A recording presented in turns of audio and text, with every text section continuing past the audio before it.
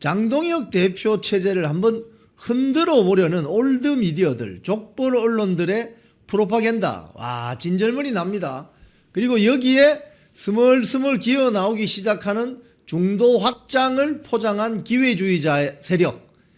앞으로 영풍TV는 국민의힘이든 뭐 개혁신당이든 뭐 또 뭐 어디든 간에 앞으로 장동혁 체제를 흔들어서 소위 말해서 이재명 정권을 도와주려는, 민주당 세력을 도와주려는 국민의힘 내부의 관계자가 있으면 뭐 누구든지 다 박스로 만들어서 사진을 잘 올려서 저희들이 널리 홍보해 드리도록 하겠습니다. 왜냐?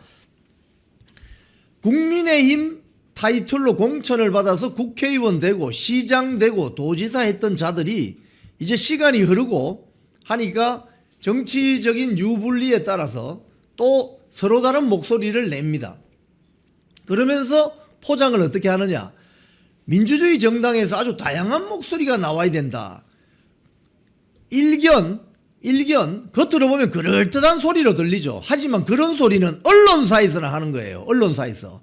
지들이 뭐 언론사 기자들이에요? 예? 언론사 PD들이에요? 영풍TV는 한겨레 신문, 경향신문, 뭐 오마이뉴스 좌파 매체 기사들도 인용해서 제가 말씀을 드립니다. 왜? 언론 자유는 존중되어야 되니까. 그죠? 조선일보, 뭐 중앙일보, 동아일보 다 인용해서 보도를 합니다. 종합 분석해 드립니다. 언론 자유가 있으니까.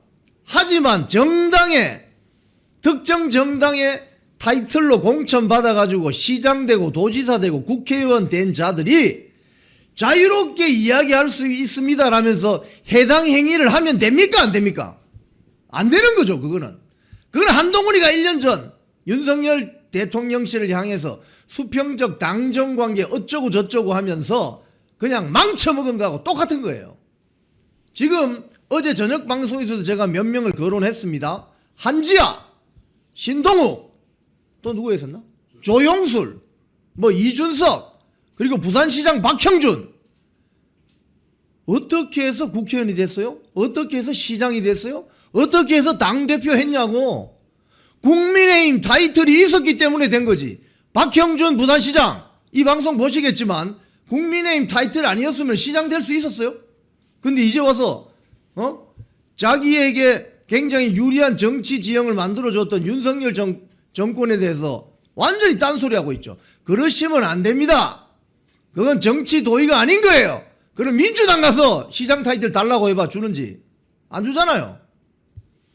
국민의힘 타이틀을 받아서 정치를 시작했으면은 그 당의 고마움을 가지고 해당 행위를 하면 안 되는 겁니다. 민주당 보세요. 민주당 보세요. 민주당 국회의원들, 배지들, 민주당 광역자치단체장들이 그런 소리 합니까? 안 하잖아요. 알지만 안 하는 겁니다. 알지만. 왜? 정당 정치의 기본을 잘 습득하고 이해하고 있기 때문에 그렇습니다. 그건 뭐냐? 내가 속한 진영의 이해관계에 절대로 해를 입히는 행동을 하면 안 된다는 걸 아는 거예요. 이 사람들은. 그런데 국민의힘 지형에 있는 일부, 제가 다라고는 하지 않겠습니다. 일부, 자기가 속한 진영의 정치적 이해관계에 손해를 입히는 발언을 함부로 합니다. 함부로. 기본이 안 된 거지. 그러니까 이런 자들은 다 나가야 됩니다. 다 나가라고. 사과당을 만들어. 아니면 사과당을 만들든지. 애플 파티를 만들어 그냥. 거기 가서 정치해. 왜 여기 와서 국민의힘 진영이 와서 장동혁 대표 체제를 왜 흔드냐 이거예요. 장동혁 대표 체제는 당원들이 만든 체제인데. 당원들하고 자주 만나나? 김재섭이 헬스장 가서 오늘 헬스 잘했나? 8시에 마친다면서. 국민들 만날 그 시간에 가서 헬스하고 있으면 그게 자랑거리요? 어제 방송에서 나간 그 부분을 제가 쇼츠로 만들어 올리겠습니다. 김재섭 헬스에 미친 남자, 헬친자 뭐 이러던데. 조선일보가 그렇게 보도하던데요. 헬스에 미칠 게 아니라 광장에 나와 있는, 새벽 시장에 나와 있는 국민들에게 미쳐야지. 그래야 진정한 정치인이 되고 나중에 대통령도 될 수 있는 거지. 헬스장에서 헬스 열심히 하면 그 대통령 되나? 그러면서 쓸데없는 소리를 하고 말이야. 자, 오늘 첫 번째 소식은 오늘 아침에 그 천지일보에서 여론조사가 났어요. 예, 국민의힘 장동혁 여론조사에서 차기 대선주자 선두권 안착 또 올라갔습니다. 야권의 결집중, 야권에서 지금 현재 국민의힘 진영에서 차기 대통령 선거가 열리면은 장동혁을 따라올 사람이 있느냐? 없습니다. 한동훈은 더 내려갔어요. 한동훈은 더 빠졌어요. 이제 국민들이 인식하기 시작했다는 거예요. 국민들이. 예? 자, 그거 하나하나 제가 그래프 보면서 좀 설명을 해드릴게요. 먼저 차기 대통령 후보 적합도 그래프 한번 올려보세요. 그거. 네. 여기 보니까 차기 대통령 후보 적합도, 이 여론조사는 천지일보가 의뢰해서 코리아 정보 리서치가 11월 22, 23 네, 주말 사이에 한 겁니다. 전국에 1,003명, 표본 오차는 플러스 마이너스 3.1%포인트, 95% 신뢰 수준입니다. ARS 자동응답입니다. 여기 보세요. 보시면은 이거 말고 차기 대통령 전체 여야 다 합친 거, 오케이, 이거. 네. 여기 보시면은 차기 대통령 후보 적합도에 장동혁 국민의힘 당대표가 20.2%, 민주당의 김민석이가 19.4%. 그러니까 오차 범위 안에 들죠. 표본 오차가 95% 신뢰 수준에서 플러스 마이너스 3.1%포인트니까 오차 범위 안에 있는 겁니다. 즉 삐까삐까하다 이 말이죠. 이건 내년 지방선거 어느 정당 찍을까요? 물어본 거하고 똑같습니다. 그러니까 지금 여러분 갤럽이나 뭐 리얼미터 이런 데서 상당히 여론조사가 나오는데 상당히 그건 이상해요. 전체적인 여론 감도하고 여러 가지 여론조사를 이렇게 비교해 보면 너무 이상해요. 근데 조중동이 주로 갤럽을 인용하죠. 갤럽. 한국 갤럽. 자, 어쨌든 여기에서는 장동혁, 김민석이 2강 구도를 형성을 했습니다. 벌써.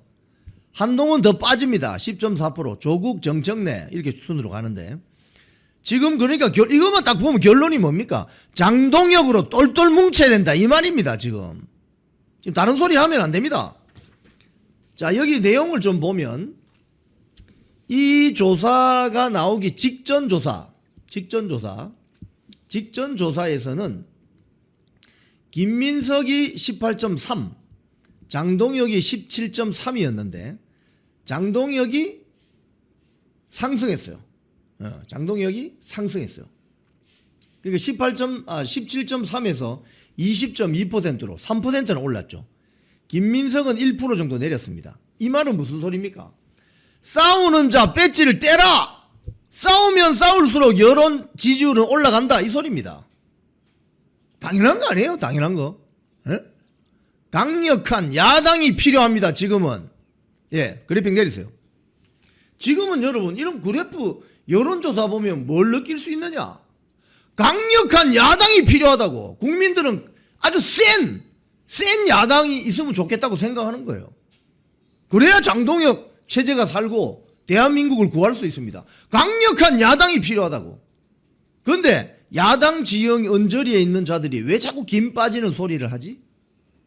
나가시라고. 이제 좀 나가시라고. 조중동이 왜 장동혁 체제를 흔들어요? 자기 말 안 들으니까. 조중동 비즈니스 해야 되는데 장동혁 체제가 자기들 말을 안 들으니까. 근데 그게 민심하고 괴리가 있거든요. 광장에 나와 있는 전통적으로 국민의힘을 지지해왔던 애국 우파 세력의 하고는 완전히 괴리가 돼 있거든요. 그러니까 조중동이 좌파 우파 양다리 걸치면서 장사하는 거는 오케이 이해가 된다니까요. 그건 장사해야 되니까. 비즈니스 해야 되니까. 그런데 정치권 국민의힘 진영에 있는 자들이 조중동의 프로파간다, 좌파 진영의 프로파간다에 놀아나면 됩니까 안 됩니까? 그렇게 멍텅구리 짓을 하면 되는 거예요. 그러니까 그런 사람들 나가시라 이거예요. 제발 나가시라고. 정치 결사체 정당에서 어떻게 행동하고 판단하고 해야 되는지를 아셔야 된다니까요. 민주당 세력, 진보당 세력, 구통진당 세력은 너무나 그걸 잘 알고 있어요. 자기 진영에 마이너스 되는 일이 있으면 전부 입 닫아 버리잖아요. 국민의힘은 마이너스가 되는지 플러스가 되는지 의견의 다양성을 뭐 존중해 줘야 돼. 그게 지금 이번 주에 나가는 여상원 윤리위원장 같은 저런 사람들 말 아닙니까? 아직까지 자기가 판사인 줄 아나 봐. 예? 판사 출신이잖아요. 아직까지 자기가 판사인 줄 아나 봐. 김종혁도 마찬가지죠. 아직까지 자기가 기자인 줄 아는가 봐. JTBC 기자인 줄 아는가 봐요. 정당에 몸담는 순간 그 정당의 정치 결사체의 일원이 된다는 걸 이 사람들은 학습이 안 돼 있는 거예요. 응? 아직까지 JTBC 기자하고 아직까지 판사를 가든 그 동네를 가라고. 왜 정당의 일원으로 배지는 달고 싶고 배지 다는 순간 그 책임감, 의무를 이행해야 될 생각을 하지 않고 그런 헛소리를 해내느냐 이 말입니다. 그러니까 애국 국민들이 속장이 터지는 거지 이거 완전히. 속에 천불 나는 거지. 자, 이 여론조사를 좀 더 분석해보면 장동혁 대표의 상승세를 알 수가 있습니다. 저는 그 여론조사 나올 때마다 여러분들이 소개할 때 이 구체적인 뭐 몇 포인트, 몇 점이 나왔다, 뭐 몇 퍼센트가 났다 이게 중요한 게 아니고 올라가느냐, 내려가느냐, 유지하느냐 이걸 본다고 그랬죠. 여기 보시면은 장동혁은 전체 수치를 단순 비교하면은 한 10일 전에 비교한 것보다 2.9%포인트 올라갔어요. 김민석은 1.1%포인트 내려갔어요. 한동훈이는 3%포인트 빠졌습니다. 이게 지금 여론이라니까요. 그 다음에 세대별로 보면 40대에서는 김민석, 지금 그러니까 4050, 040라고 하잖아요. 040. 지금 1020, 30 세대가 040라고 하면서 어떻게 보면 좀 조롱합니다. 아직까지 나이가 든데도 정신을 못 차리고 자기가 아직 20대인 줄 착각하고 있는 040. 마블 모자 쓰고 배 툭 튀어나와가지고 내가 다 결정해 뭐 이런 거 있지 않습니까? 자, 지역별 조사에서 보면 서울은 장동혁이 우세합니다. 이건 그동안 쭉 진행되어 이 공표된 여론조사를 보면 대충 맞아들어요. 왜냐하면 서울의 민심은 반 이재명세가 친 이재명세보다 약간 높습니다. 저는 정확하게 이야기합니다. 아주 높습니다 이야기 안 합니다. 약간 높아요. 서울의 민심은. 그건 현장에 나가보면 알 수 있습니다.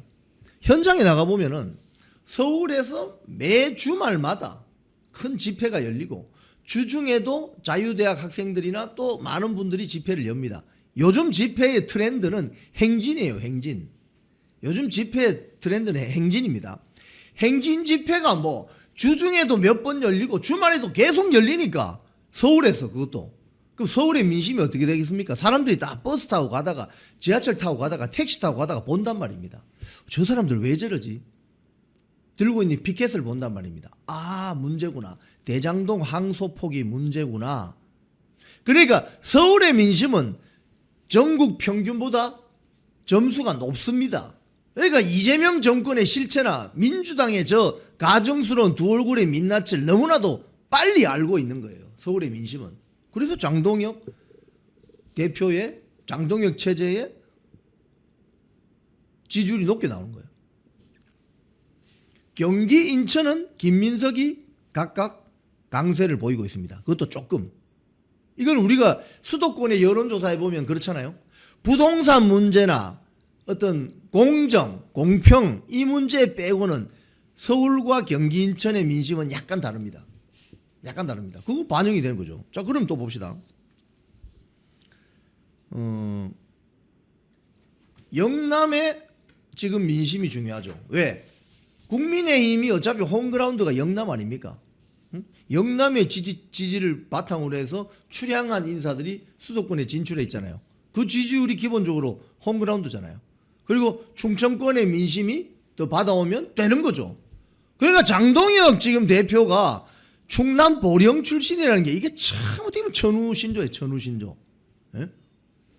자, 영남에서 장동혁 우위가 대구 경북에서는 24.6% 1등. 김민석은 18.1%. 거의 몇 프로 차이 납니까? 거의 8%좀 차이 나죠. 그 다음에 부산, 울산, 경남에서도 장동혁이 27.7, 김민석이 13.3. 이 뭐 거의 뭐 몇 프로 차이 납니까? 이거는 뭐 거의 뭐 10%, 10한 3, 4, 5% 차이 나네요. 그죠? 그러니까 이 대구, 경북과 부산, 경남의 민심은 부산, 경남의 민심을 한번 딱 무게 균형이 넘어가면 확 쏠려버립니다. 그런 경향이 있습니다. 화끈하죠? 화끈하게 넘어갑니다. 한동훈이는 보면은 대구, 경북에서 14%, 부산, 경남에서 9.7%, 부산, 경남에서 한동훈 9.7% 나왔다는 이 소리는 부산, 경남 사람들이 이제 알아챈 거죠. 야, 이거 한동훈이 배신자. 확 넘어가는 거죠. 지지율이 툭 떨어지는 거죠.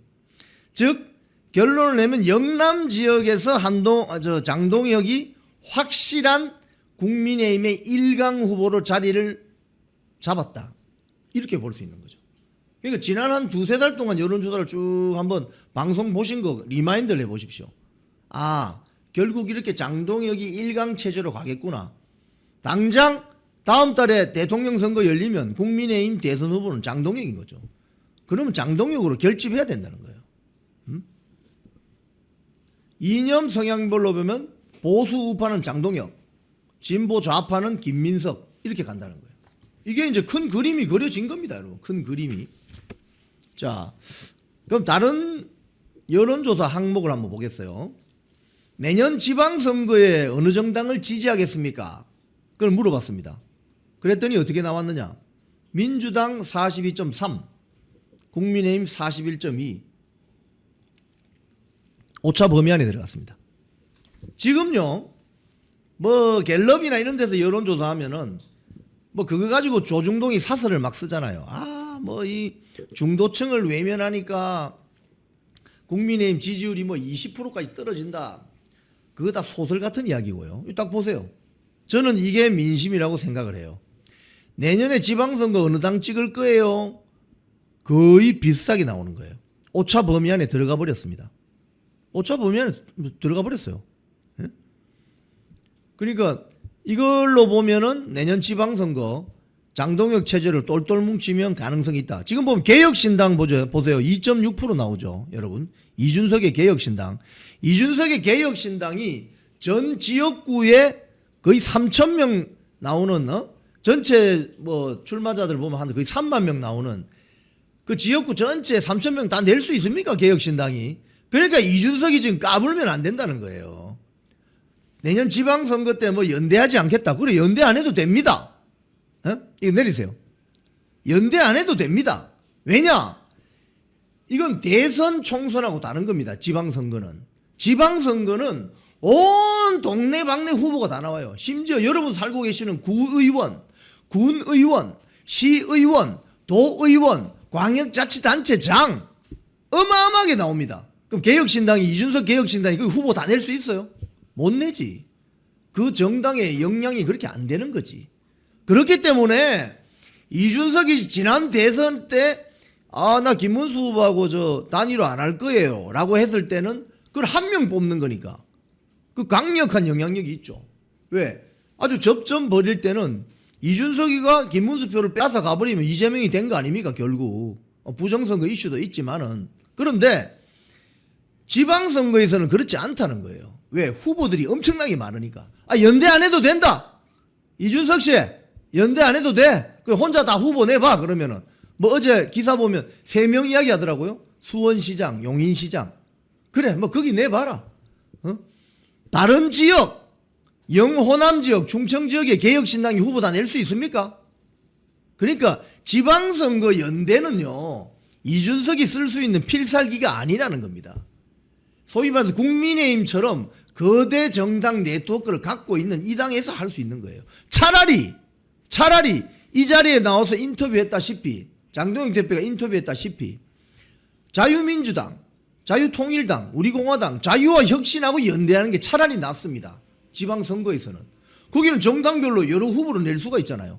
그 연대해서 여기는 자유와 혁신이 누가 나온다 이러면 자 그럼 거기 공천 안 한다. 저기는 뭐 우리공화당이다. 뭐 예를 들자면 이런 식으로 그게 차라리 낫다니까요.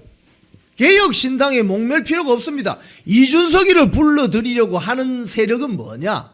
국민의힘의 당내 중진들입니다. 그것도 웰빙 중진들, 예? 샌님 중진들. 이준석이 앞세우면 뭐 청년 정치 될 것 같은. 자, 여기서 한 번 더 말씀드리면 이준석 말고도 청년 정치인들 많습니다. 자유대학 청년 정치인들 많습니다. 이제 앞으로 새로운 청년 정치인들 많이 육성해야 됩니다. 그런 청년 정치인들 많은데 왜 우리가 이준석에 올인해야 됩니까? 이준석 말고 대체할 사람들이 많은데 우리 더 육성할 건데. 그러니까 이준석의 저런 소위 말해서 배팅하려고 몸값 부풀리게 하는데 위축될 필요가 없다 이거예요. 왜? 지방선거에서는 그게 안 먹힌다 이 말입니다. 개혁신당이 지방선거 후보 다닐 수 있어요? 그 정당이 그렇게 다양한 네트워크를 가지고 있나? 그렇지 않다는 거예요. 그렇기 때문에 지금 장동혁 대표가 이야기한 것처럼 범우파 정당 4촌, 6촌, 8촌들하고 연대해서 지방선거 치르면 이길 수 있다는 거예요. 네. 자, 이 지방선거 보셨고 그 다음 대통령 임기 중에 재판 재개할 필요성. 필요하다. 49.7. 이거 그동안 여론조사가 나온 거하고 똑같죠? 거의 똑같죠? 대통령 임기 중에 재판 5개 있는 거 재개해라. 필요하다. 49.7. 그럼 해야지. 뭐 국민 주권 정부라면서, 국민 주권 정부라면서. 그럼 49.7 해야 되는 거 아니에요? 그 다음에 진보 성향 대통령 후보 적합도 한번 봅시다. 김민석, 조국, 정청래. 자, 여기 보면 지금 정청래는 개딸들 저 지지를 받고 있잖아요. 지금 조국이는 친문 지지를 받고 있잖아요. 지금 친문과 친명은 저 같이 갈 수가 없어요. 그러니까 김민석이 지금 어떤 향보를 앞으로 보이느냐에 따라서 만약 조국하고 연합해버리면 정청래는 아웃되는 겁니다. 그런 점이 있습니다. 자, 내리시고. 지금 그 장동혁 체제를 흔들어 대려는 그런 세력들의 어떤 속셈은 뻔합니다.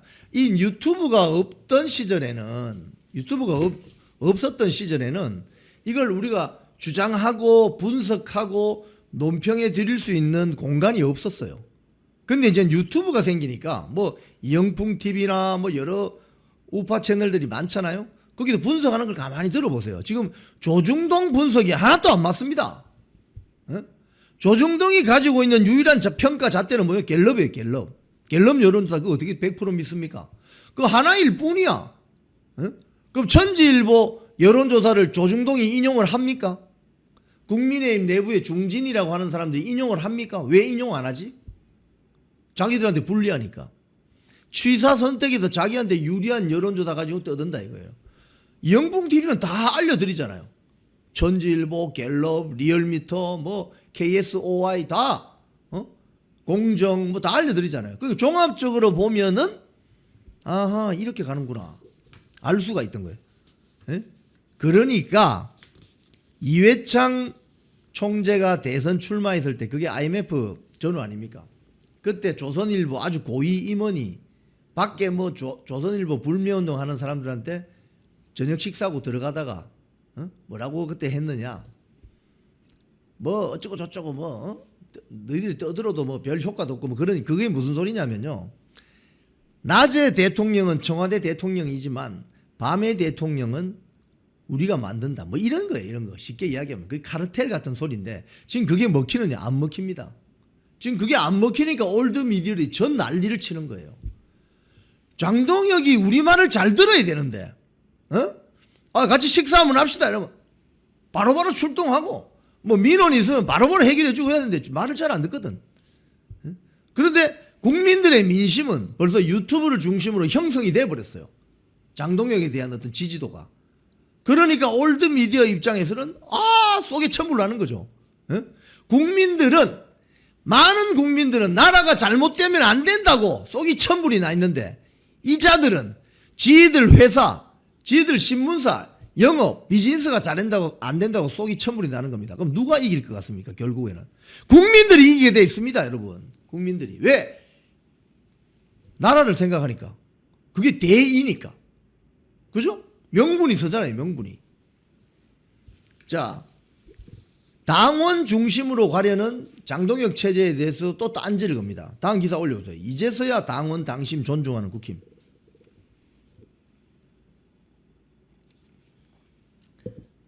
자, 정당이라는 게 뭡니까, 여러분? 정당이라는 게. 정당이라는 게 뭐냐, 이거예요. 어? 정당이라는 것은 제가 수차례 말씀드리지만은 집권을 목표로 동일한 정치 이데올로기를 공유하고 있는 정치 결사체가 바로 정당입니다. 그러면 정당의 대표는 누가 뽑아야 됩니까? 당원들이 뽑아야지. 정당의 주인인 당원들이 뽑아야 되는 거죠. 그런데 그동안은 정당의 주인도 아니고 역선택하는 자들이 많이 들어오게 여론조사에서 뽑고, 뭐 당대표도 그렇게 뽑고, 또 뭐 국회의원 총선거 지방선거도 그렇게 뽑았잖아요. 그러면 당이 왜 필요해, 당이? 그러니까 선거 때만 반짝 필요한 게 당이다, 이 소리 아닙니까? 그러니 중간에 장난치고 여론조사 뭐 이런 거 가지고 장난치고 이런 자들이 완전히 그 불나방처럼 돗대기 시장 만들어서 해먹고 도망가는, 그게 지금 좀 삐뚤어진 정당의 모습 아니에요? 이걸 제대로 좀 바꿔보자고 당원 경선 룰을 당심 70%로 바꾸자고 지금 이야기가 나왔습니다. 그런데 여기에 대해서 조중동이 다 지금 난립니다. 여기 조선일보 오늘 보도를 보면은 민심에서 더 멀어지는 국힘, 경선 룰 당심 70%로. 무슨 소리냐? 지방선거 총괄기획당에서 내년 6월 6.3 지방선거 경선 룰을 당원 투표 70%, 국민 여론조사 30%로 원래 5대5였던 것을 7대3으로 바꾸겠다고 일단 선언했습니다. 그랬더니 조중동이 난리를 칩니다. 왜 그렇죠? 여러분, 왜 난리치죠? 이렇게 되면 국민의힘이 확실한 강성 우파 정당으로 갈 가능성이 크거든요. 그러면 지들 비즈니스 장사하기 힘들어지거든. 왜? 지들은 양다리 걸치고 해야 되니까. 지들도 이제 강경 우파 신문 논조로 가야 되는데, 지금 내부 구성원들의 어떤 뭐 그런 거 제가 뭐 상세하게 말씀을 못 드리겠습니다만은 힘들어지는 거죠. 뭐 오늘 조선일보에 뭐 이런 기사를 전하면서 인터뷰를 누구를 인터뷰했냐? 이재영 서울 강동을 당협위원장 CBS 라디오 나와가지고 국민의힘은 지금 국민을 바라봐야 하는 상황이다. 민심을 높여야 하는데 당심을 높이겠다 하는 것은 윤핵인 등 강성 지지층 기반으로 가겠다는 소리다. 왜? 이게 뭐가 문제인데? 이재영 당협위원장은 원외 당협위원장인데 이 한파입니까? 신장동혁은 아닌 것 같은데 한파 같은데? 이런 인터뷰를 따가지고 기사가 그럴듯하게 내는 거죠. 이렇게 여론 프로파간다를 하는 거죠. 그러니까 이제 우리 국민들이 전혀 뭐 이 주눅 들거나 쫄 필요가 없어요. 뭐 유튜브에서 우리가 다 알려드리니까. 그것도 구체적인 데이터와 근거, 팩트를 가지고. 이제 이렇게 여론몰이 하는 시대는 끝났습니다, 여러분. 그래서 올드미디어가 여러분을 이기지 못해요. 올드미디어는 국민 여러분을 이기지 못합니다. 왜? 왜 그러냐? 모든 국민들 이걸 들고 있거든. 이거 휴대폰 들고 있거든. 여기서 다 보거든. 이게 없었던 시절에는 조중동이나 중요한 신문 플랫폼, 종편 플랫폼에서 여론몰이가 가능했지만 지금은 안 됩니다. 그게 impossible, 불가능이야. 응? 그 장난을 지난주 한 주 치려고 했는데 어때요? 지금 여론조사 보세요. 안 나오잖아. 응? 중앙일보도 마찬가지입니다. 오늘 보니까 당심 반영 확대, 뭐 이러면서 또 뭐 이준석 이야기하고 뭐 등등 이야기합니다. 또 여기 중앙일보 이렇게 이야기합니다. 당장 국민의힘의 연대 대상으로 거론되는 개혁신당, 누가? 국민의힘의 연대 대상이 왜 이준석의 개혁신당이어야 합니까? 이준석은 윤석열 대통령 탄핵에 찬성했는데 그게 연대 대상이 돼요, 그게? 에? 서로 다른 길을 가버렸는데. 어떻게 보면 지난번 대선에서 김문수 후보와의 최종 후보 단일화를 거부하면서 민주당 이재명이 대통령 될 수 있도록 도운 것이 이준석 아닙니까? 근데 그게 연대 대상이라고? 그 중앙일보는 그렇게 생각하는 거죠. 중앙일보는 이런 기사를 보면 사실상 친 이재명 매체예요. 친좌파 매체라는 거예요. 그걸 알 수가 있죠. 이제는 안 통한다니까. 그런 여론몰이 프로파간다. 국민들이 아주 지배로 줬다니까요. 유튜브 보면서 스마트폰에서 다 보고 있어요. 안 통해 이제. 오늘 조선일보 사설도 이런 거 났습니다. 항소 포기 독재에도 여당으로 기운 민심, 야당의 역주행 때문 이라면서 장동혁 체제를 흔들어댑니다. 여기에 근거로 쓰는 게 한국갤럽 여론조사입니다. 아니 조선일보는 뭐 왜 맨날 한국갤럽 여론조사만 인용하지? 오늘 천지일보 여론조사 좀 인용해서 사설 한번 써보시지. 응? 그러면서 문제는 국민의힘 쪽에 있었다고 봐야 한다. 이러면서 또 장동혁 체제를 흔들어댑니다. 이거 약발 다 떨어졌습니다. 효과 없어요. 조선일보 사설 쓰시는 분들 효과 없다니까 이제는. 국민들이 다 알아차렸어 이제. 동아일보도 보면 장동혁 취임 100일이 비상계엄 1주년, 윤석열 대통령과 절연 두고 복잡한 속내 이러면서 쭉 기사가 있습니다. 근데 저는 여기서 문제점을 하나 제기하고 싶어요. 장동혁 대표 취임이 12월 3일입니다. 100일 되는 날이에요. 그런데 100일 되는 날 왜 메시지를 내야 되죠? 여러분 뭐 애 낳았습니까? 뭐 100일 날 잔치합니까? 100일 뭐 기념합니까? 왜 100일째 되는 날 무슨 메시지를 왜 내야 되지? 그 200일째 되면 200일째 내면 안 되나? 또는 1년 뒤에 내면 안 되나? 응? 그럼 한 500일 좀 돼서 내면 안 되냐? 왜 100일이냐 이거. 이건 뭐냐? 바로 좌파들이 12월 3일이 비상계엄일이니까 거기서 헤어나지 못하도록 장동혁 체제를 흔드는 프레임이에요. 12월 3일날 왜 장동혁 대표가 뭐 취임 메시지 왜 내야 돼요? 100일날? 200일날 내지 뭐 200일날. 300일날 내지. 왜 100일날 내야 되냐고. 애 낳았나 어디? 돌잔치 하나? 응? 그런 식으로 12월 3일을 소위 말해서 비상계엄에 대한 국민들의 어떤 그런 복잡한 심정을 가지고 프로파간다를 한다는 거예요. 흔들릴 이유가 없어요. 흔들릴 이유가. 지금 여러분 정치판에서 제가 정치판이라고 하겠습니다. 정치판에서 어떤 이야기를 하는 것은 그 다 배경이 있는 겁니다. 가령 이준석의 뭐 개혁신당의 어떤 발언 또는 뭐 김용태의 발언 뭐 배현진의 발언 또 뭐 정성국의 발언 뭐 조경태의 발언 등등등등 뭐 양향자의 발언 뭐 등등등 여러 발언들이 있습니다.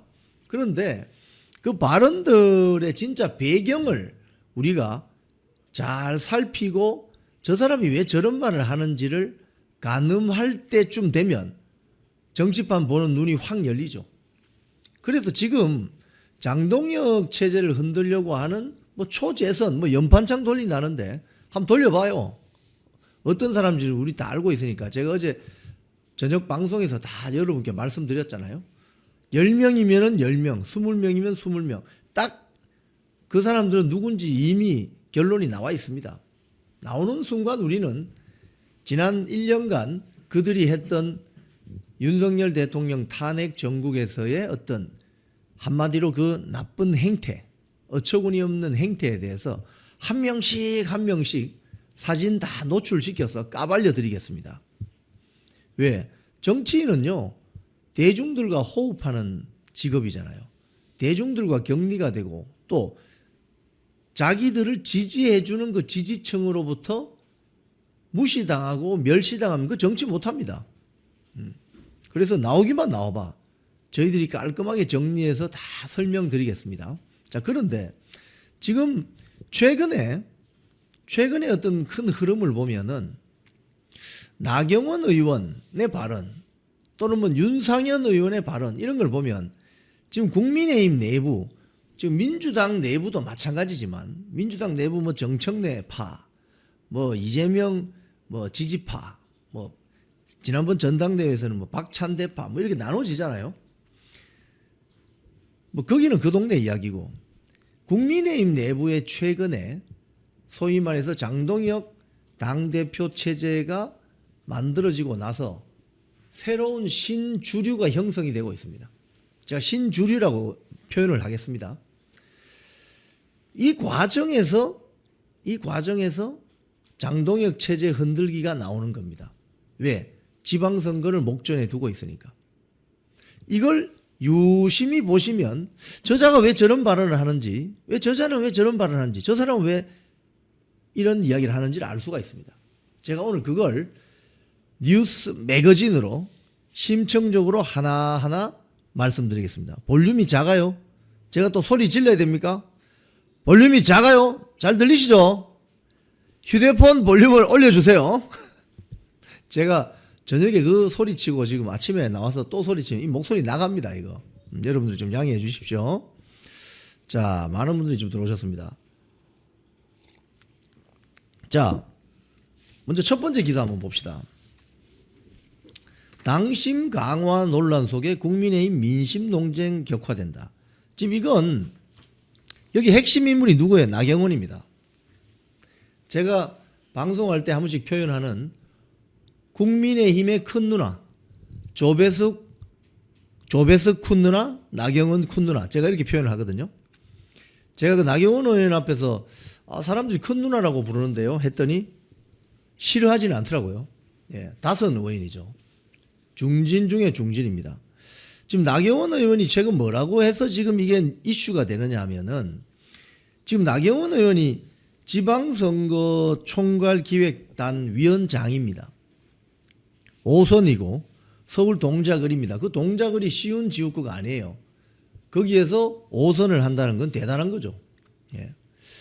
지난번 그 총선을 마치고 뭐 우연한 기회에 아주 뭐 짧은 시간에 저녁 식사하는 자리에서 한번 나경원 의원과 만난 적이 있는데 얼굴이 그냥 시커멓게 가버렸더라고요. 선거운동 세게 하면은 얼굴이 완전히 가버리는 모양입니다. 시커멓게 가버렸더라고요. 얼마나 고생을 했는지. 자, 그런데 나경원 의원이 이번에 지방선거 후보자 경선 규칙을 당심 70%, 민심 30%로 해야 된다. 당원의 마음은 우선적으로 경청해야 할 민심이다. 이렇게 이야기를 했죠. 지금까지 국민의힘의 통상적인 경선 룰은 뭐냐 하면 당심 5%, 일반 국민 50% 이렇게 했죠. 그래서 항상 이야기가 나온 것이 일반 국민을 50% 하게 되면 역선택이 들어와서 엉뚱한 사람이 후보된다. 이건 역선택은요, 우리가 멀리 갈 것도 없이 지난번 전당대회 했을 때 조경태 후보를 보면 알 수 있습니다. 전당대회 처음에 했을 때 처음에 막 지지율 조사를 하면은 조경태가 항상 1등 아니면 2등이었습니다. 그런데 국민의힘 지지층으로 좁히면 조경태는 저 밑에 순위로 떨어지죠. 그러니까 민주당 세력이나 국민의힘이 좀 망했으면 좋겠다고 생각하는 세력들은 저 당의 당대표가 조경태가 되어야 된다고 생각하는 거죠. 왜? 제일 만만하니까. 또 민주당에서 정치를 해서 국민의힘이 지금 들어와 있으니까. 이걸 뭐 혹자는 잠입했다라고 표현하지만, 그러니까 지난번 그 미래통합당 시절에 20대 총선인가요? 21대 총선인가요? 그때 뭐 미래통합당 뭐라고 하면서 당시 지금 부산시장 하는 박형준 당시 전 의원이 뭐 굉장히 주도적인 역할을 했잖아요. 그 결과는 그냥 형편없는 성적표였지만, 그 미래통합당 앞에서 벌어진 일들이 뭐예요? 박근혜 대통령 탄핵, 바른정당, 자유한국당, 바른정당 해체, 또 바른미래당 갔다가 뭐 온갖 이합 집산을 하다가 총선 직전에 이현주의 무슨 미래와 뭐 어쩌고 저쩌고 4.0, 뭐 새로운 보수당, 전부 자신들의 소위 말해서 일그러진 또는 부끄러운 정치 경력을 한번 세탁해서 세탁기 한번 돌리고, 세탁기 한번 윙 돌린 다음에 그렇게 지운 다음에 다시 뭐 미래통합당으로 그 모이면 뭐합니까? 당명 바꾸면 뭐합니까? 사람이 안 바뀌는데. 박근혜 대통령을 탄핵시킨 새누리당 국회의원 62명이 버젓이 시퍼렇게 살아 있었는데 그 사람들이 주도하는 미래통합당이 무슨 의미가 있냐 이겁니다. 자, 그래서 나경원 의원이 지금 이번 지방선거 할 때 공천 경선 규칙을 7대3으로 합시다라는 것은 상당히 상징적이고 의미 있는 발언이다. 왜? 그동안 이 당이 당의 주인공이었던 당원들을 너무 홀대하고, 제가 이렇게 표현하잖아요. 중간에서 중개자 역할을 해야 되는, 당원들이 그 당원 권력을 위임한 중개자들, 국회의원, 도의원, 시의원, 군의원, 구의원, 구청장, 군수, 도지사, 시장 등이 중개자 역할, 즉 브로커 역할을 잘 해야 되는데, 지들끼리 모여서 브로커 조직 만들고 브로커 연합 만들고 해서 당원들의 민심과는 거의 동떨어진 엉뚱한 짓을 하고, 심지어 당원들이 중심이 되어서 뽑아주었던 대통령까지 그냥 탄핵시켜버렸는데 가담하는 이런 어처구니 없는 일이 벌어졌다는 거예요. 그래서 그런 측면에서 나경원 의원이 경선규칙을 이번 지방선거에서 7대3으로 하자, 당원들의 당심을 70%로 가자, 당원 중심 정당으로 가자라고 한 것은 너무나도 당연한 이야기입니다. 심지어 어떤 분들은 무슨 소리 하느냐, 당원이 당비 내고 소위 말해서 주주인데 그 주주들의 말을 듣는 권한을 위임받아서 중개자 역할을 해야 되는데 100%로 뽑아야 되는 거 아니냐, 당원 100%, 그런 주장을 하는 분도 있습니다. 지금 이번에 민주당이 대의원, 그러니까 대의원 한 명이 일반 당원 한 20표쯤 된대요. 그 대의원제를 없애버렸잖아요.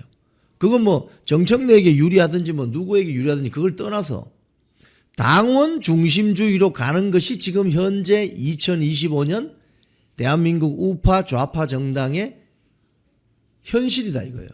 근데 이걸 지금 이 변화를 거부하는 세력들이 안에 있죠. 국민의힘 내부에. 그 자들이 지금 한마디로 발작을 하는 겁니다. 왜? 당원이 중심이 된 정당이 되면 소위 말해서 브로커들이 장난을 못 칩니다. 장난 못 칩니다. 여러분. 브로커들이 그동안 지들끼리 모여서 브로커 장난칠 수 있었는데 당원들이 이제 중심이 되고, 특히 지난번 대선 후보 선출 과정에서 김문수 후보를 밤새 바꿔치기 했다가 당원들에게 난리가 났죠. 또 김문수 장동혁이 당대표로 붙었을 때도 당원들이 똘똘 뭉쳐서 당대표 제대로 뽑아야 된다, 최고위원 제대로 뽑아야 된다 고 해서 지금 장동혁 체제가 만들어진 겁니다.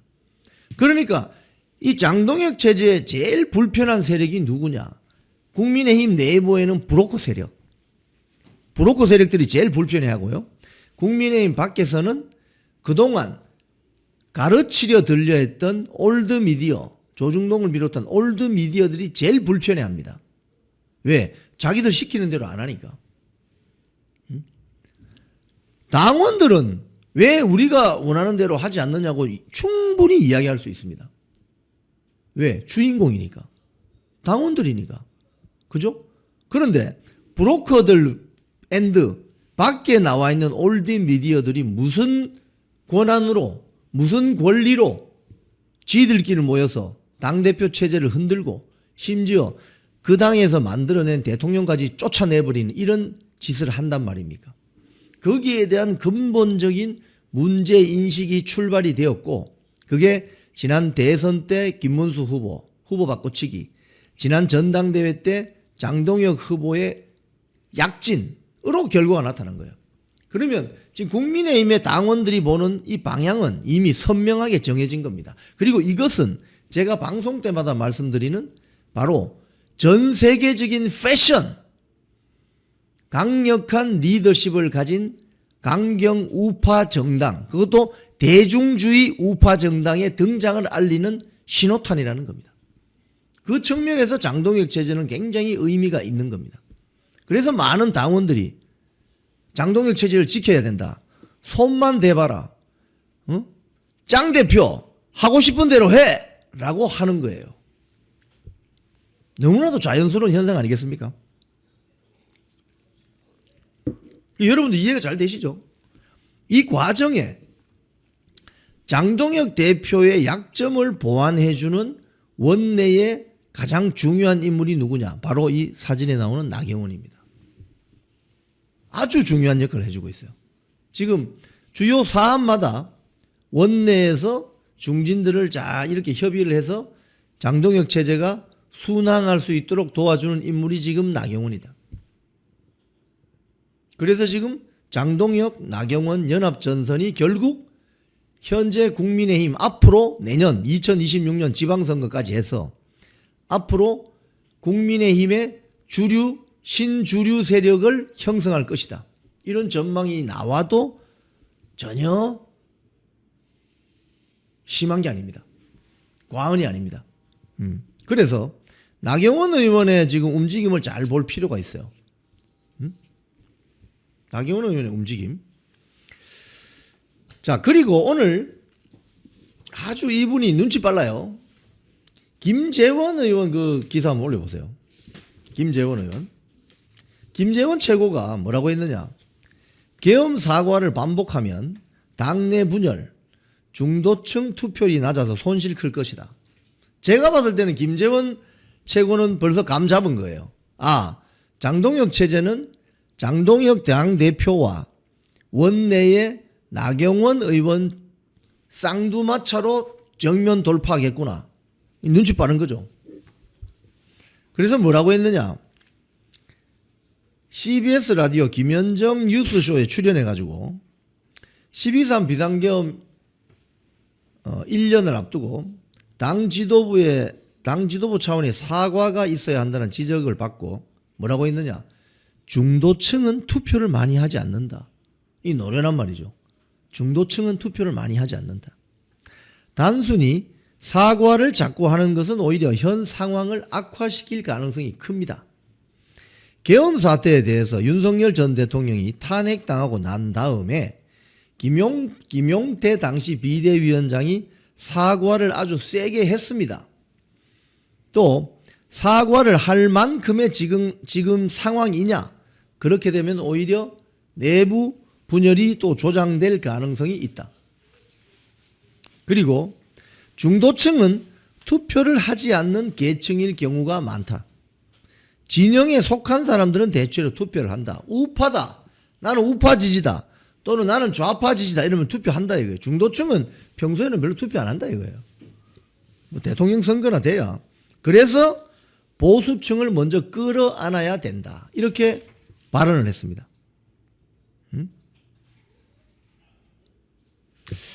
아주 김재원 최고는 눈치 빠르게 장동혁, 나경원 연합체제에 대해서 지지하는 발언을 지금 쏟아낸 거죠. 자, 그런데 아직까지도 눈치 없는 사람들이 많습니다. 제가 그러면은 이 12.3 비상계엄 1년 그동안 사과 이야기 한번 해볼게요. 사과. 제가 그동안 언론에 보도되었던 어떤 그런 부분들을 쭉 제가 그래픽으로 보여드리면서 지금 사과하고자 하는 자들의 숨은 의도가 뭔지를 제가 까발려 드리겠습니다. 자, 첫 번째 그래픽 한번 올려보세요. 자막뉴스 계엄 선포 사과드립니다. 지금 사과하자고 자꾸 장동혁 대표가 사과해야 된다고 하는 사람들은 작년 12월 7일 날 윤석열 대통령이 어떤 사과를 했는지 살펴보시기 바랍니다. 계엄 선포해서 신면을 끼쳐드려서 불편을 끼쳐드려서 사과드립니다라고 윤석열 대통령이 직접 사과했습니다. 그럼 된 거 아니에요? 이게 가장 확실한 사과 아니에요? 네? 이건 뭐 KBS, MBC, SBS, YTN 뭐 할 것 없이 모든 언론에서 다루었습니다. 계엄 선포 사과드립니다. 아, 윤석열 대통령이 계엄 선포한 당사자니까 당사자가 사과를 했어요. 12월 7일 날. 12월 7일 날 뭐가 있었어요? 윤석열 대통령 탄핵 소추안 1차 투표가 있었잖아요. 그때 부결됐잖아요. 우원식이가 장난치면서 말이야. 투표 불성립이라고 해서 그 다음 주에 다시 한 번 더 투표하려고. 그날 사과했어요. 대통령이 직접. 그럼 된 거지. 장동혁 대표가 계엄 선포했습니까? 국민의힘이 계엄 선포했습니까? 윤석열 대통령이 오롯이 책임을 지고 계엄 선포한 거예요. 그 당사자가 사과했으면 됐지. 뭘 또 사과를 해. 그리고 이 사과는 계엄이 잘못된 사과가 아니라 계엄 선포로 인한 여러 가지 심리적인 불편, 심려를 끼쳐드린 점, 이 점을 사과한 겁니다. 대통령이. 그럼 됐지. 뭘 또 사과하냐고. 장동혁 당대표가 그때 계엄 선포했습니까? 그러니까 지금 사과해라 하는 자들이 불순하다는 거예요. 불순하다는 거예요. 자기들의 의도는 숨기고 장동혁 대표 체제를 흔들기 위한 것이라 이거예요. 결국은. 지방선거가 목전에 오니까 지 세력들 더 집어넣어가지고 국민의힘 말아먹겠다 이거 아닌가요? 솔직하게 이야기하라고. 솔직하게. 권모술수, 정치판에 아무리 권모술수가 난무한다고 하더라도 초재선이라고 하면은, 예를 들자면 초재선이 그런 이야기 한다잖아요. 지금 뭐 성명서 쓰고 뭐 이름 올린다고 하잖아요. 이름 한번 올려봐. 올리기만. 초재선이라고 하면 여러분 뭔가 좀 순수하고 당차고 뭔가 좀 깔끔하고 이런 맛이 있어야 되는 거 아닙니까? 못된 것만 배워가지고 말이죠. 솔직하게 이야기하라고. 장동혁 체제를 흔들려고 지금 사과하라 하는 거 아니냐고. 사과 이미 했다. 윤석열 대통령이.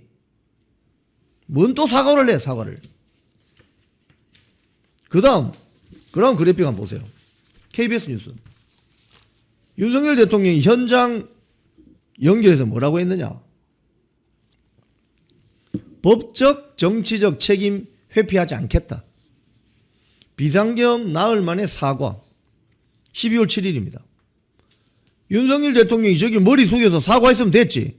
뭘 또 사과한단 말입니까? 네? 그 다음 그래픽 한번 보세요. MBN 이슈 영상.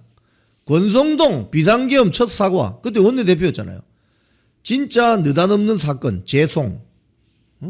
원내대표도 사과했네요. 그 당시에. 발언은 별로 마음에 안 들지만 진짜 느닷없는 사건 죄송.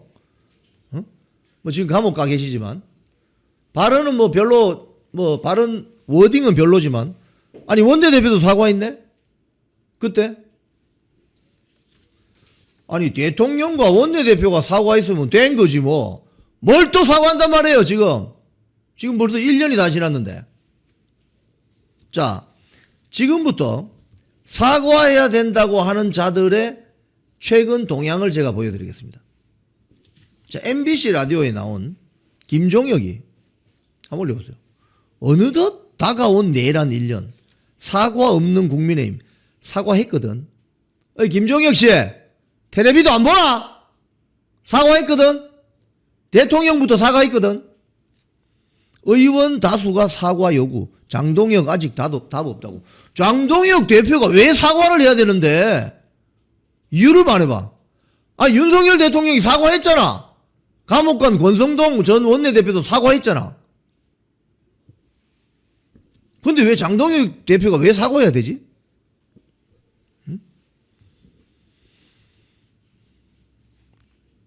여기 뭐 왼쪽에 앉아있는 사람. 여기 뭐 MBC 라디오가 여러분 다 아시는 MBC는 거의 좌파 프로파간다 매체 아닙니까? 지금. 그렇게 보여지죠. 편파 방송의 거의 상징 아닙니까? 옆에 앉은 사람이 뭐라고 해요? 옆에 앉은 사람이. 사과하면 아스팔트 이탈. 선택지에 사과 없을 것. 오른쪽에 사람 뭐라고 말하죠? 체제 전쟁 말하는 장동혁. 사과도 방향 전환도 없을 것.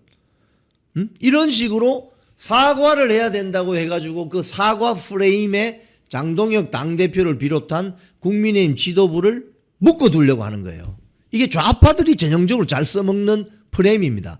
얼마 전까지만 해도 몇 년 전 문재인 때 어떤 프레임이 유행했습니까? 친일. 아, 일본 가지도 않습니다. 일본 물건 안 삽니다. 저도 아침 그때 KBS에서 해임되기 전에 제가 이 가다 보면 신촌 로타리를 이렇게 통과하게 되는데, 신촌 로타리 그 로타리 주변에 큰 건물이 있어요. 그 건물 옥상에 큰 뭐라고 해야 되나, 옥외 광고판이 있어요.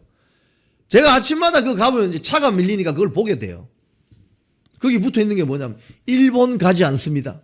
노 재팬. 일본 물건 사지 않습니다. 지들이 그런 식으로 친일 프레임으로 자기들하고 정치적인 생각, 정치적인 지향점, 정치적인 이데올로기가 다른 세력들을 친일 프레임으로 공격을 했습니다. 그래 놓고 지들은 일본 가서 스시 맛있어 사진 찍어 올리고 다 걸렸잖아요. 일본 후쿠시마 오염 처리수 이러면서 방사능이 동해바다 남해바다 뭐 서해바다에 뒤범벅, 그 친일 프레임. 그러니까 대한민국 좌파들이 만드는 프레임이다 이거예요. 친일 프레임은. 근데 그 친일 프레임 지금 어디 갔습니까? 요즘 일본 가서 스시 많이 먹었던 모양이지.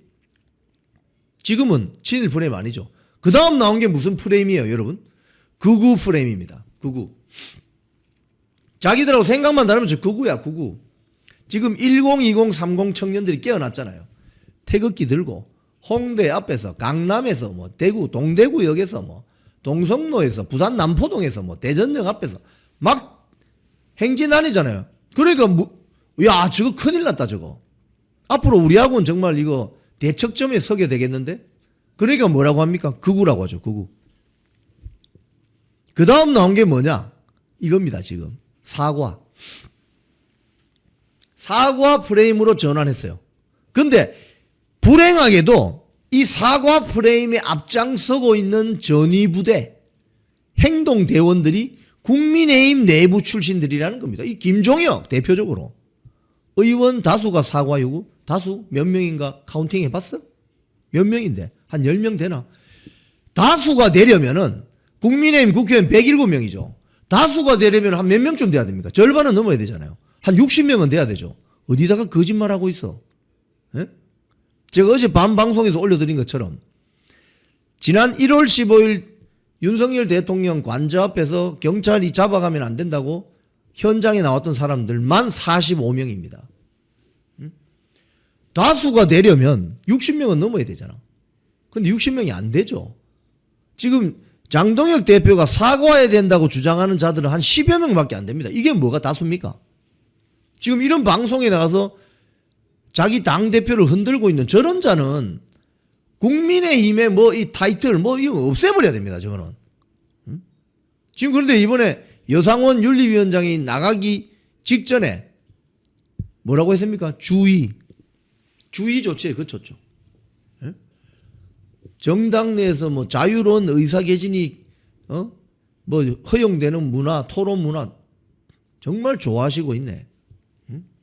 정치 결사체가 뭔지를 이해 못하는 그런 자유는 언론사 기자들한테나 있는 거예요. 지금 김종혁이가 JTBC 기자입니까? 조선일보 기자입니까?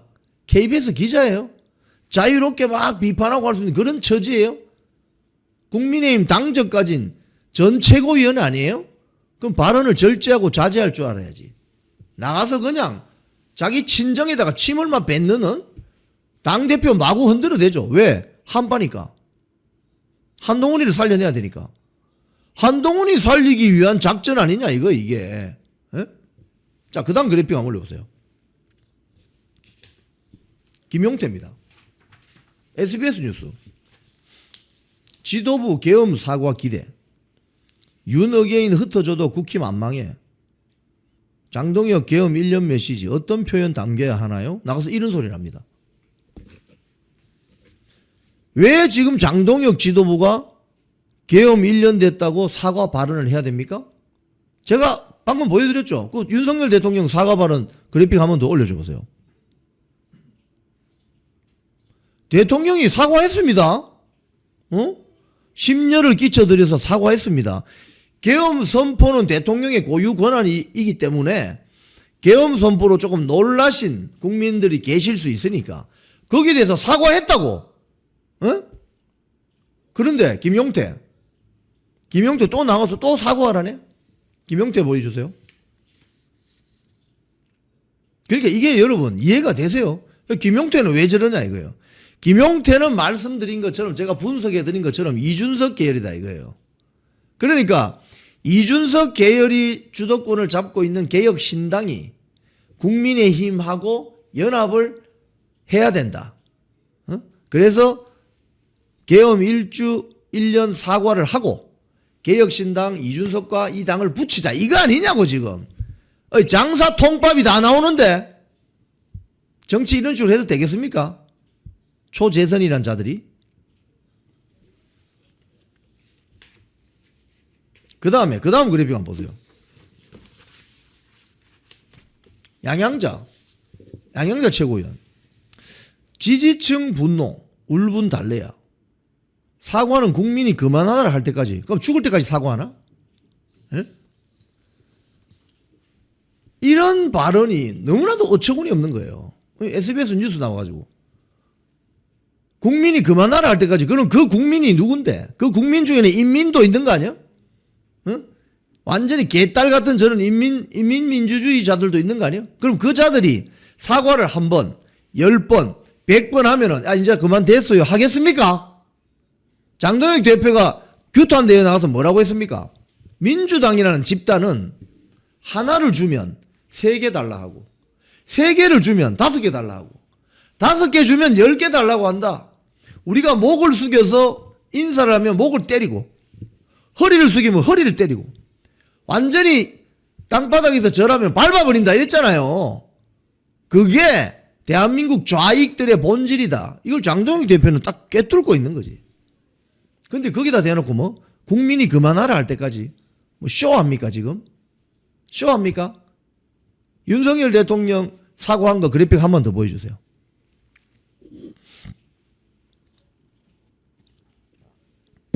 당사자가 계엄 선포한 당사자인 윤석열 대통령이 작년 12월 7일 날 계엄 선포 사과드립니다 라고 했습니다.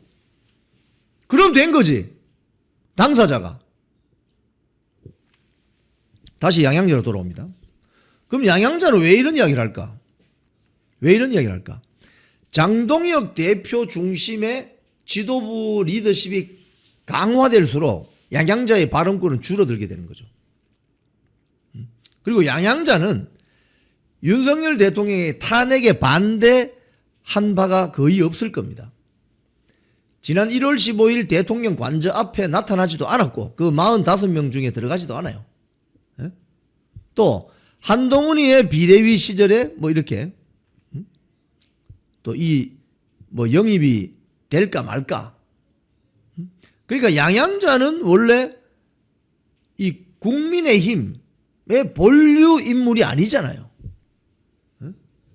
그러니까 이제 이런 행태를 보이는 겁니다. 정확하게 나의 정치 이데올로기가 자유민주주의 체제를 지켜야 하는 절박함, 굉장히 지금 친중 성향의 좌익 정권에 대한 어떤 불안감, 위기감 이런 것이 있다면 이런 이야기를 할 수가 없죠. 한마디로 사쿠라다. 한마디로 사쿠라다. 이렇게 보시면 되는 거예요. 왜 이 사쿠라들이 설치냐. 우리 조원진 우리 공화당 대표 얼마 전에 나와서 그 이야기 했죠. 사쿠라다 저거. 사쿠라가 뭡니까 여러분? 가짜다 이 말이죠. 변절자다 이 말이죠. 배신자들이다 이 말이죠. 사쿠라들이 설치는 정치판은 엉망진창이 되게 나름입니다. 그런 측면에서 양양자 최고위원의 이 발언도 상당히 눈뜨고 보기가 어렵다. 자, 그 다음 그래픽 한번 보세요. 또 누가 등장하느냐. 김성태가 등장합니다. 김성태 전 원내대표죠. SBS 라디오에 나와가지고 뭐라고 했느냐. 12.3 계엄 사과 메시지에 대해서 진행자가 물었더니 지방선거에서 이기기 위해 12.3 비상계엄 관련 메시지를 낼 것이라고 본다. 지방선거 이기는 거하고 12.3 계엄에 대해서 사과하는 거하고 무슨 연관성이 있죠? 한번 논리적으로 설명을 해보세요. 지방선거 이기는 거하고 12.3 비상계엄 사과하는 거하고 무슨 연관성이 있습니까? 저는 거의 논리적인 연관성을 못 찾겠는데요. 그러면서 하는 소리가 이겁니다. 위에 보면 나오죠. 선거 캐스팅 보트는 중도, 외연 확장 위해 12.3 메시지 내야. 지방선거 경선 룰 당심 50% 유지해야 뭐 이런 이야기를 하는 거죠. 그러니까 김성태도 박근혜 대통령 탄핵했던 그 시기 결국 바른정당을 창당해서 나갈 때 그 바른정당 창당했을 때 무릎 꿇고 있는 사진 그거 하나 올려줘 보세요. 그때 그 멤버 중에 한 사람입니다. 어떻게 보면 김무성 전 의원의 말을 잘 따르는 그 인물 중에 하나죠. 이런 사람들이 왜 방송에 나와서 장동혁 당대표 사과해야 된다 그런 이야기 왜 할까요? 흔들어대는 거죠. 지금 흔들어대는 겁니다. 자, 이 사진 한번 보세요. 이 사진 보시면은 이게 바른정당 즉 새누리당 62명이 박근혜 전 대통령을 탄핵시키고 나서 새로 만든 당이 바른정당입니다. 여기에 보면 다 나오죠. 여기 김성태 어디 있습니까? 김무성 왼쪽에 뒤에 앉아있죠. 이 사진 한 것으로 모든 걸 말해줍니다. 제일 왼쪽에 주호영, 하태경, 정병국, 그 다음에 권성동, 그 다음에 김성태죠. 김무성 마이크 들고 있고, 그 뒤에 뭐 김연아 의원 있고, 그 다음에 이재명 지지선언하고 보훈부 장관 하나 자리 챙긴 권오울이 앉아있고, 유승민이 앉아있고, 남경필이 앉아있고, 원희룡 앉아있고, 제일 오른쪽에 오세훈, 이준석이 앉아있잖아요. 이겁니다, 이거. 이 세력이 소위 말해서 지금 현재 장동혁 체제를 흔들고 있다니까요. 왜 흔드느냐? 지방선거에서 자기 편들 밀어 넣으려고 하는 거죠. 그겁니다, 그거 여러분. 자, 다음 그래프 한번 볼까요? 제가 방금 말씀드린 것처럼 김재원 최고는 어제 뭐라고 했느냐? KBS 라디오인가요? 나와서 계엄은 이미 사과했다. 계엄 이미 사과했습니다. 윤석열 대통령이. 당시 원내대표였던 권성동 전 의원이 사과했습니다. 또 하면은 내부 분열 가능성이 있다. 김재원 최고가 그나마 감을 잡고 있는 거죠. 감을 잡고 있는 겁니다. 사과도요, 진정성 있게 한 번 하면 되는 겁니다. 그러면 알아듣죠. 근데 그거를 국민들이 그만하라 할 때까지 사과를 한다. 그건 뭐냐? 다 거짓말이라는 소리입니다. 겉으로는 죄송합니다라고 하는데 속으로는 내가 미쳤나? 내가 왜 사과해야 되지? 나 전혀 죄송하지 않은데. 이런 마인드예요. 이런 마인드. 이런 소위 말해서 이런 세력이 국민의힘 언저리에서 브로커질을 하고 있다 이겁니다. 지금도. 이 브로커들이 브로커 카르텔을 만들어서 당의 실질적인 주인인 당원들이 근접하지 못하도록 그렇게 차단하는 거예요. 차단. 그리고 당 대표를 중심으로 한 당 지도부를 고립시켜요. 당원들로부터. 그래서 자기들 말을 듣게 만드는 거예요. 이건 흡사. 우리 조선시대 때 조선시대 역사를 보면 조선 전기에는 태조 이성계, 위화도 회군 일종의 그 구태탄 아닙니까? 고려 왕조에 대해서. 그 다음에 그의 아들 5번째 아들 정한대군 이방원이 1, 2차 왕자의 난을 거치면서 태조 이성계 조선을 반대하는 세력들 다 그냥 정리해버렸잖아요. 그게 세조 때까지 이어집니다. 그래서 강력한 왕권을 가지고 있을 때는 조선이라는 나라가 흔들리지 않았습니다. 임진왜란 이후에 본격적으로 흔들리죠. 그러면서 왕이 실질적으로 권한이 있느냐? 없습니다. 그럼 누가 힘을 가지느냐? 지금으로 지금 국회의원들이죠. 신하들이 남인, 동인, 서인, 북인 이런 식으로 신하들이 권력을 가지고 쥐 흔들게 됩니다. 왕은 신하들 눈치만 봅니다. 그나마 장수한 영조 임금 정도 빼고는 나머지 임금들은 그냥 초토화돼 버립니다. 왕의 평균 연령이 40이 넘지 않습니다. 40 넘은 왕 거의 없어요. 영조가 한 80 몇 세까지 살았거든요. 그러니까 왕들을 그냥 꼼짝 못하게 차단시키면서 자기들 말 듣게 만드는 거예요. 뭐 있으면은 전하 아니되옵니다. 이거 아닙니까? 지금 장동혁 지도부에 대해서 소위 말해서 중도를 표방하는 기회주의 세력, 한파 세력들이 하는 짓이 똑같다는 거예요. 전하 아니되옵니다. 왜 안 되지? 왜 지금 사과를 해야 되지? 지금 광역자치단체장들은 마찬가지예요. 오세훈 서울시장, 박형준 부산시장, 전하 아니되옵니다. 사과하셔야 됩니다. 뭘 사과해요? 윤석열 대통령이 이미 사과했는데.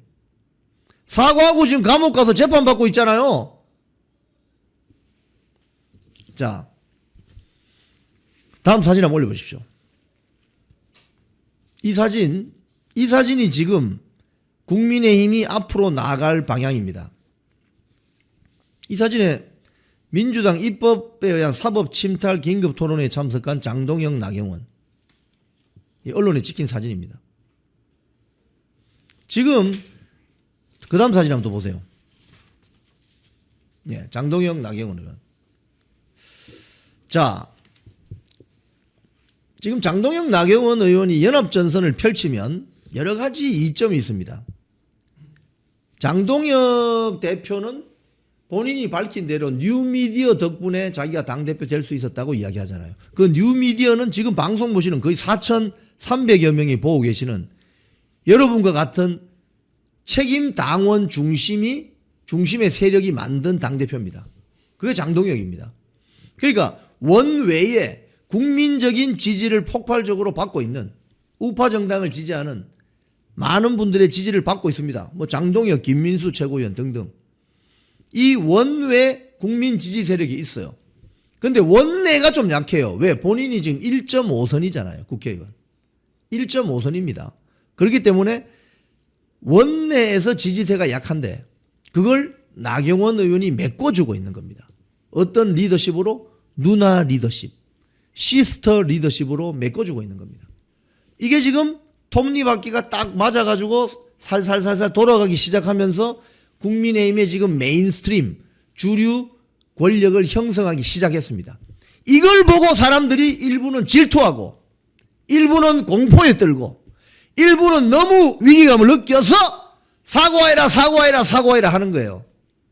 여러분 큰 판이 보이십니까? 이제 큰 판이 보이세요?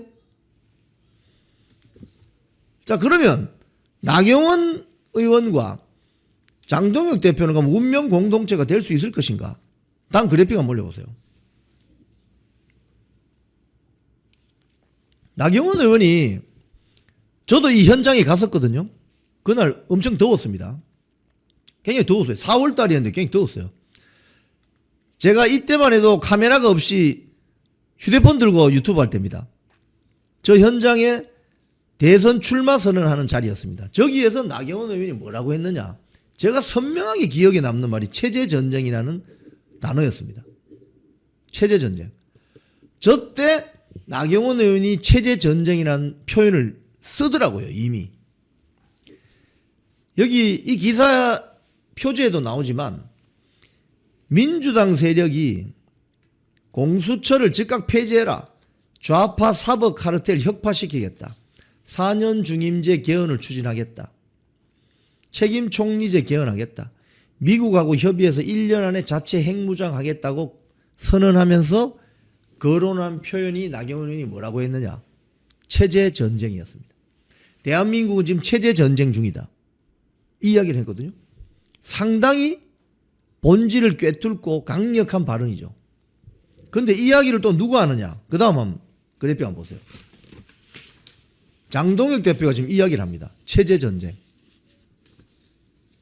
체제전쟁. 저 뒤에 오세훈, 박형준은 신경 쓰지 마십시오. 체제전쟁 꺼낸 장동혁. 이거 불과 며칠 전에 발언입니다. 나경원 의원이 이야기하는 체제전쟁과 그 다음에 장동혁 대표가 이야기하는 체제전쟁은 같은 이야기입니다. 같은 이야기. 지금 대한민국이 여야 권력이 뭐 교체되고 이런 차원의 선거가 아니다. 이번 지방선거가. 이번 내년에 6.3 지방선거에 지게 되면 대한민국이 거의 문재인 시절의 연성 파시즘 체제가 아니라 강성 파시즘 체제로 가면서 사회주의화 될 것이다. 그래서 자유민주주의 대한민국을 지키기 위해서는 정말 6.25 전쟁 때 인천 상륙작전 한다는 그 마음으로 이번 6.3 지방선거를 대비해야 되는데 그 이유가 바로 체제전쟁 때문에 그런 것이다. 이렇게 장동혁 대표가 말하잖아요. 나경원 의원이 말했던 지난 대선 후보 나오면서 말했던 체제전쟁, 장동혁 대표가 지금 6.3 지방선거에 지면 큰일 난다고 말하는 체제전쟁은 일맥상통합니다. 생각이 같은 거예요. 그러니까 정치는 생각이 같은 사람들끼리 하는 겁니다. 그렇지 않습니까? 생각이 다른 사람은 나가세요. 생각이 다른데 왜 앉아있어 거기에? 응? 공천받기 쉬우니까? 민주당 가면은 뭐 운동권 경력, 화염병 집어 던진 경력이 없어서, 감옥 갔다 온 경력이 없어서 공천 못 받을 것 같으니까? 응? 진보당 가려고 하니까 진보당은 뭐 너무 종북 주사파여서 학교 다닐 때 공부만 해가지고 김일성 초상 앞에서 절 한번 해본 적 경력이 없으니까? 국회의원 배지는 달고 싶고 어디 가서 폼은 좀 잡고 싶은데 공천을 수월하게 받을 수 있는 방법이 어디냐? 국민의힘. 그래서 남아있는 건가? 그게 바로 전형적인 기회주의 세력의 행태라는 거죠. 폼은 잡고 싶은데 좌파 계열에 가면 배지 잡을 기회가 거의 없으니까 여기 와서 여기에 소위 말해서 뻐꾸기처럼 둥지를 틀어안고 결국 그 원래 안에 있던 새들을 다 쫓아내고 잡아먹어버리고 지가 그 둥지를 차지하려는 뻐꾸기 세력, 그 기회주의 중도 확장주의자들이 지금 장동혁을 흔들고 있다 이거예요. 결론은 큰 판에 그림이 그려지시죠? 다음 그래픽 한번 올려보세요. 부산 찾은 장동혁. 우리 모가지를 비틀어도 이재명 재판 다시 시작해야 된다. 이렇게 이야기했습니다. 당 모가지를 비틀어도 새벽은 온다! 라고 한 게 YS 아닙니까? 부산 가서 이야기를 한 거죠. 우리 모가지를 비틀어도 이재명 재판은 다시 시작해야 된다. 당대표는 지금 이러고 있습니다. 지금 전국 돌아다니면서. 근데 뭘 사고를 한단 말이에요 도대체. 또 그 다음 그래픽 한번 보세요. 저는 충청의 아들입니다. 이번에 천안 가서 그제입니까? 충청도에서 이겨야 국민의힘이 승리합니다. 여러분 참 이게 역사의 운명적인 어떤 그런 면이 있는 게 같은 것이, 장동혁 대표가 만약에 영남 출신이었으면은 소구력이 떨어질 것 같아요. 확장성이 없을 것 같아요. 장동혁 대표가 충남 보령, 그것도 완전 시골 출신이에요. 이 시골 출신이 저는 충청의 아들입니다. 우리가 이겨야, 국민의힘이 충청도에서 이겨야 지방선거 승리할 수 있습니다. 와우! 지금 대한민국 보수우파 정당이 살아나려면 경부선이 살아나야 되잖아요. 서울부터 부산까지 경부선. 그 중앙에 대전, 충청도가 있잖아요. 거기에서 득표를 많이 해야 대한민국 보수우파 정당이 살아납니다. 그런데 거기에 마침 충청도 출신의 장동혁이 당대표를 뽑혔네. 또 사법 리스크가 덕지덕지 붙어있는, 저는 재판을 5개나 받고 있는, 일시 중지됐지만 그런 사람을 대항해서 싸우는데 이 또 법관 출신이네. 너무나도 이거 운명적인 거 아니냐 이거야. 역사는 우연으로만 이루어진 게 아니라 필연인 것 같습니다. 자, 그런데 심규진 교수가 본인의 페이북에 이런 분석을 했어요. 자, 이 사진을 내립시다. 장동혁, 나경원 같이 있는 사진을 올려주세요. 제가 그 사진을 두고 설명을 좀 드릴게요. 조금 전에 그 사진. 네, 이 사진 좋습니다. 심규진 교수가 본인의 페이북에 이렇게 분석을 합니다. 장동혁, 나경원 블록의 부상, 그리고 기득권 분탕들의 불안한 결집, 이겁니다. 이거 저하고 생각이 아주 유사해요. 요즘 당 안팎의 움직임을 보면 한 가지 흐름이 매우 선명해지고 있다. 이거 어제 페이북에 뜬 글입니다. 저하고 굉장히 시각이 비슷해요. 왜? 새로운 시각이죠. 여의도 문법에 갇히지 않은 시각이죠.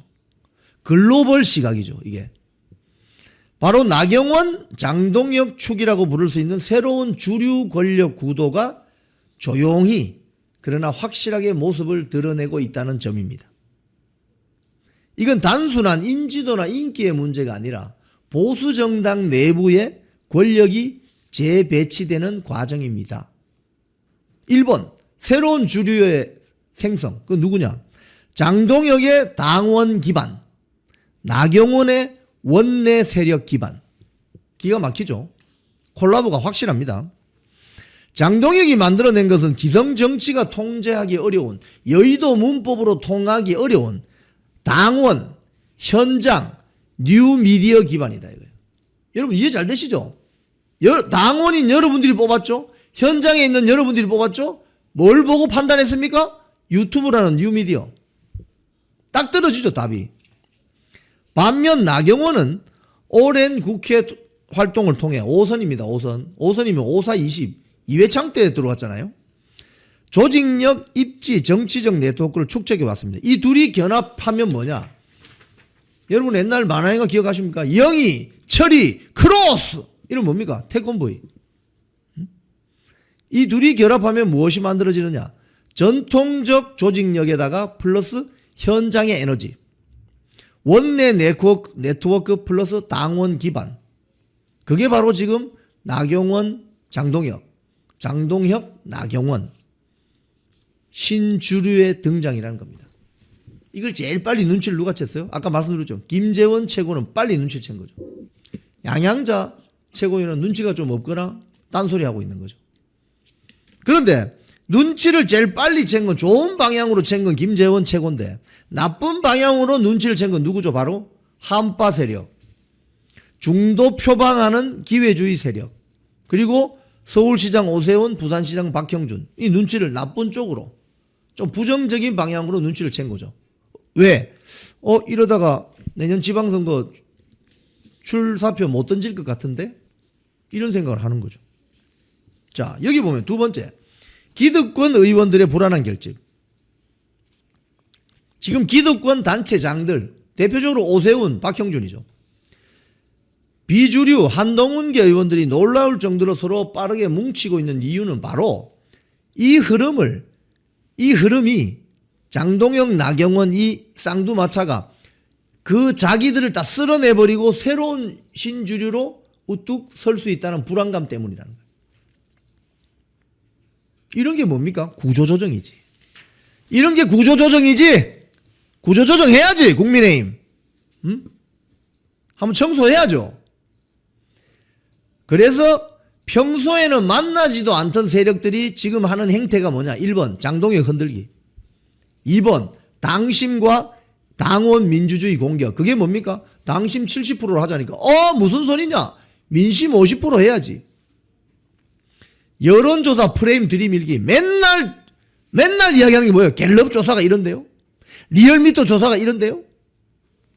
그자들은 장동혁에 대한 우호적인 여론조사는 잘 거론도 하지도 않습니다. 그리고 원내 기준으로 당을 재정렬하는 시도. 이건 장동혁, 나경원 신주류가 우뚝 서는 것을 어쨌든지 저지해 보려는 꼼수에 불과하다. 자, 그런데 이 자들이 성공할 수 있을까? 절대 성공하지 못합니다. 기득권 결집은 오래가지 못합니다. 왜? 이 자들은 서로가 공유하는 정치 철학이 없어요. 강력한 대중우파 정당을 우리가 만들자는 이런 정치 이데올로기가 없어요. 이 자들에게 오로지 있는 건 뭐냐? 내 배지 유지하기, 내 광역자치단체장 자리 유지하기, 이거밖에 없어요. 소위 말해서 1910년 한일합방의 조약 서명하고 거기에 규정들을 보면 황족들에게 월급 주고 집 주고 생활비 주고 이런 데만 관심이 있었던 이 썩어 빠진, 조선을 망하게 했던 그 썩어 빠진 지배 세력과 비슷하다는 거예요. 대한민국을 어떻게 가져가야 되느냐? 자유우파 정당을 어떤 식으로 가져가야 되는 정치 이데올로기는 없어요. 오로지 기득권 유지에만 관심이 있다 이거예요. 이런 자들에게 어떻게 대한민국 자유우파 정당의 미래를 맡길 수 있겠느냐? 그겁니다. 반면 나경원, 장동혁 블록은 민심, 당원들의 당원심, 현장 조직, 원내 네트워크가 가장 화학적으로 잘 결합되어 있다. 그래서 이거는 단기적으로 뭐 지방선거 한번 이기기 위해서 결합하는 게 아니라 권력 구조의 큰 변화가 시작이 된 것이다. 국민의힘 내부에서. 새 판이 짜여지고 있고 국민의힘의 주류가 바뀌고 있다. 원내의 나경원, 당원 중심의 장동혁, 그리고 외곽의 뉴미디어, 이 삼각 편대가 딱 짜여져서 정면 돌파를 시도했다. 이게 바로 지금 국민의힘에서 벌어지는 본질이라는 거예요. 이 본질을 흐리기 위해서 당원들이나 국민들이 이 본질을 알면 안 되니까 사과하세요. 계엄 1주년이에요. 사과하세요. 민심, 당심이 너무 존중받으면 안 돼요. 민심, 이런 식의 이야기를 하고 있다는 겁니다. 여러분 어떻습니까? 여러분 좀 이해가 되시죠? 자, 1시간 동안 제가 장동혁, 나경원 연합전선이 어떻게 형성이 되고 또 어떻게 이루어지고 앞으로 어떻게 나갈 것인가에 대해서 설명드렸습니다. 여러분 지금 국민의힘을 중심으로 한 장동혁 지도부를 중심으로 한 전체적인 정치판이 어떻게 돌아가시는지 한눈에 이제 들어오시죠. 그럼 여러분은 무엇을 해야 됩니까? 여러분과 저는 무엇을 해야 됩니까? 여러분이 직접 손으로 뽑은 장동혁 체제를 지켜야 되는 겁니다. 이건 장동혁이 개인적으로 좋아서 또는 뭐 내가 장동혁하고 개인적인 뭐 인간 관계가 있어서 이런 차원이 아닙니다. 신교진 교수의 진단대로 당원 중심, 현장 중심, 새로운 뉴미디어 매체 중심의 새로운 대중 우파 정당의 강력한 리더십이 등장하기 시작했다는 신호탄입니다. 이게 바로. 마침 장동혁 대표가 1.5선밖에 안 되기 때문에 원내의 그 부족한 부분을 5선인 나경원 의원이 지금 보충해주고 있는 그런 화학적인 결합이 나타나고 있다는 겁니다. 자, 이걸 누가 이길 수 있을까요? 국힘 내부에서는 이길 수 있는 기득권 세력 없습니다. 칼자루는 장동혁이 쥐고 있습니다. 그 칼자루를 행사할 수 있도록 나경원 의원이 조력하고 있습니다. 누가 이길 수 있어요?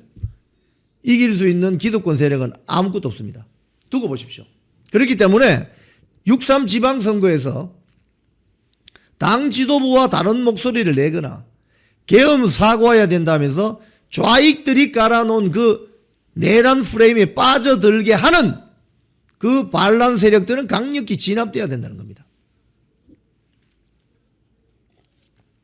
국민의힘이 만약에 자유롭게 토론할 수 있는 언론사라면 뭐 그런 이야기 할 수 있습니다. 뭐 김종혁이나 김용태나 김재섭이나 한지아나 뭐 재선인 뭐 엄태영이나 뭐 권영진이나 등등 할 수 있습니다. 하지만 여기는 집권을 목표로 같은 정치 이데올로기를 똘똘 뭉친 정치 결사체다 이거예요. 그 정치 결사체에서는 이런저런 다른 목소리가 나오는 건 절제되고 자제되어야 합니다. 왜? 당 지도부가 주도적인 역할을 하고 힘을 가질 때 그 정당이 앞으로 직진할 수 있습니다. 지금 사과라고 하는 자들은 그 당 지도부가 직진하지 못하게 전면 돌파하지 못하게 뒤로 잡아 당기는 거예요. 그러면 어떻게 되냐? 표류하게 되죠. 그건 결국은 누굴 돕는 누구 좋으라고 하는 짓이냐? 이재명 정권, 민주당 정청래 좋으라고 하는 짓이다 이거예요. 그런 면에서 이걸 저지할 필요가 있고 장동혁, 나경원 체제의 공고한 화학적인 결합을 위해서 우리 당원들이 나서야 된다. 이런 말씀을 드리겠습니다. 잘 다니던 회사에서 해고됐습니다. 외롭고 힘들었습니다. 내 혼자 이렇게 외톨이가 되는 거 아닌가 걱정이 앞섰습니다. 그런데 하루 이틀 시간이 지나니까 많은 애국 국민들이 찾아와 주셨습니다. 그래서 우리는 승리했습니다. 혼자 가면 외로운 길이지만 같이 가면 즐거운 여정이 됩니다. 나라를 지키고 대한민국 정치 혁신을 바라시는 분들이 계시다면 우잘사 회원에 가입해 주십시오. 우파는 잘 싸워, 우리도 잘 싸워. 우잘사 회원에 가입하시면 나라를 살리고 대한민국 정치를 혁신할 수 있습니다. 우잘사 회원이 되셔서 다 같이 손잡고 즐거운 여정에 동참합시다. 우잘사 화이팅!